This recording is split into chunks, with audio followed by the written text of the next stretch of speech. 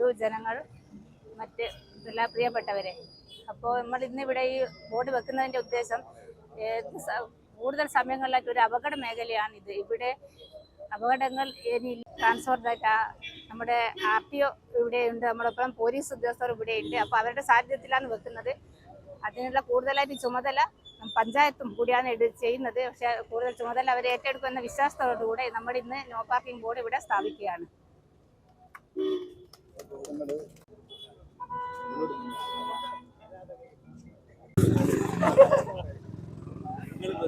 മറ്റ് ജനപ്രതിനിധികളെ, നാട്ടുകാരെ, അത് ലോ ഒബീഡിയൻസ് സൊസൈറ്റിക്ക് മാത്രമേ, ആ സൊസൈറ്റി നിലവിൽ ഉണ്ടെങ്കിൽ മാത്രമേ നമ്മുടെ രാഷ്ട്രത്തിന് പുരോഗതി ഉണ്ടാവുകയുള്ളൂ.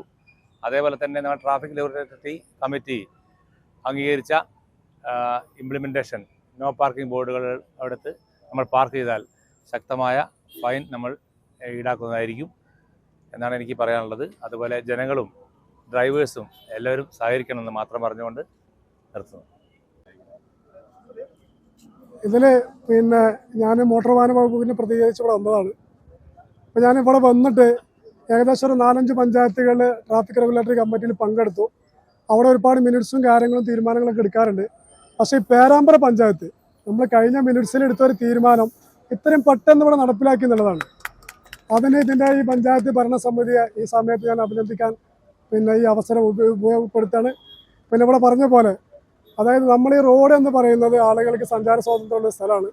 അവിടെ നമ്മൾ വണ്ടിയൊക്കെ പാർക്ക് ചെയ്ത് പോയിട്ടുണ്ടെങ്കിൽ ആളുകൾക്ക് ബുദ്ധിമുട്ടാണ്.